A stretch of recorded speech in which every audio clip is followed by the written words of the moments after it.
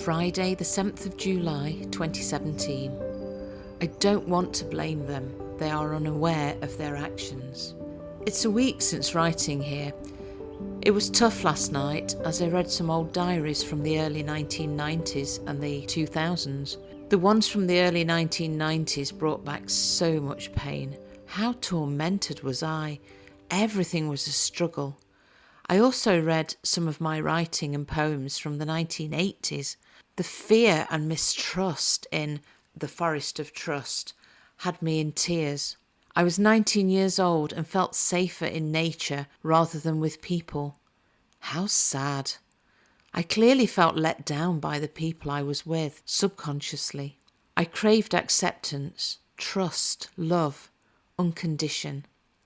That is natural. The mistrust is learned. How did I learn it? My mother, my father, the school friends were only reflections of my dysfunctional upbringing in a dysfunctional family. The mistrust, the emotional abuse, the emotional neglect, I am finally starting to feel angry about it. I am finally realizing I have absolutely every fucking right to be angry about it, regardless of if they did not have the awareness that they were emotionally abusing or neglecting me, is irrelevant. I was emotionally abused and neglected, however you look at it. I am angry. I am angry that I was shamed about my anger when they were doing it to me. I am angry that as a child I was emotionally beaten down to stop me challenging them about the unfairness, the triangulation, the scapegoating. All the while I was gaslighted. I was told that this is how things are. There is no other way. It was the only way. I could never understand why the abuse happened. Now I do. I also know it was not my fault.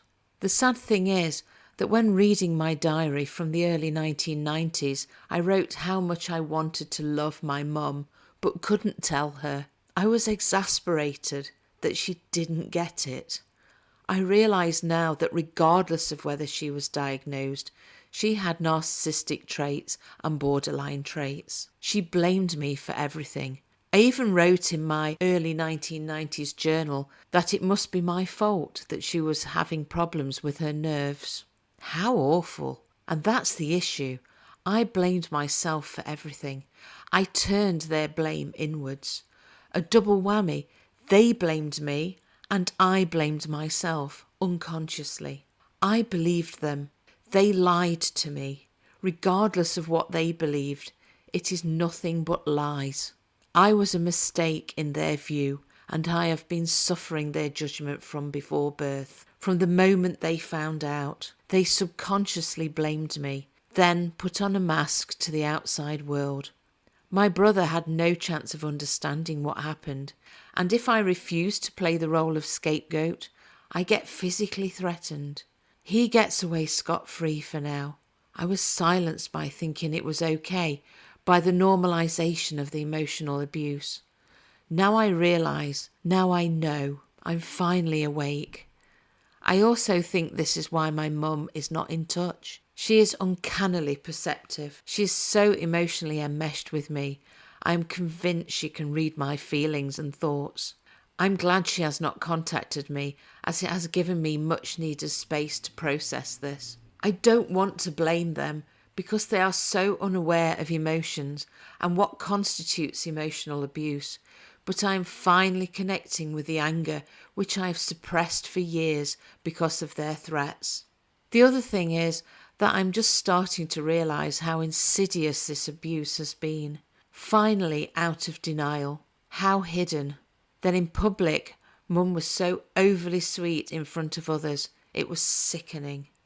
For example, once when we were shopping, she was patronising me in front of a 20-something member of staff while stroking my hair. I feel physically sick thinking of it. I was in my 40s, for God's sake. The more I think of my childhood, the more horrified I am at events. They always seem to take place out of the eyes of my brother too. He has very little or no idea of what happened.